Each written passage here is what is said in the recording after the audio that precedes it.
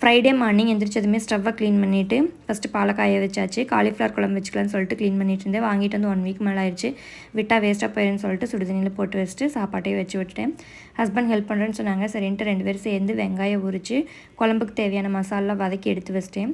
இப்போல்லாம் பால் கொஞ்சம் மிச்சமாயிருது. அதனால் இன்றைக்கி ஹஸ்பண்ட்க்கு காஃபியை போட்டு கொடுத்துட்டு சமயமே எந்திரிச்சிருந்தாங்க. அவங்க கூட கொஞ்சம் நேரம் பேசிகிட்டு இருந்துட்டு குழம்பு குக்கர்லேயே ரெடி பண்ணியாச்சு. குழம்பு ரெடி ஆகிட்டு இருக்கிற டைம்லேயே கிச்சனையும் க்ளீன் பண்ணிட்டேன்.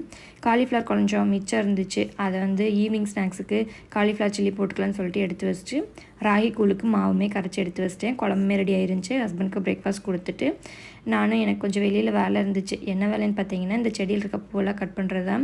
இந்த செவந்தி செடி வாங்கிட்டு வந்து 1 வீக் ஆயிடுச்சு. தலையவும் மாட்டேங்குது, அது காயவும் மாட்டேங்குது. ஒரு மாதிரி கஷ்டமாகவே இருந்துச்சு. எனக்கு இதுக்கு செட் ஆகிறதே இல்லை. இது பார்த்திங்கன்னா பன்னீர் ரோஸ் செடியோட கட்டிங் எடுத்து வச்சு அது தலைஞ்சு பூ பூத்துருந்துச்சு. சூப்பராகவே வந்துருந்துச்சு. என்னோடய வீடியோஸ் பிடிச்சிருந்துச்சுன்னா லைக் அண்ட் சப்ஸ்கிரைப் பண்ணுங்கள். பாய்.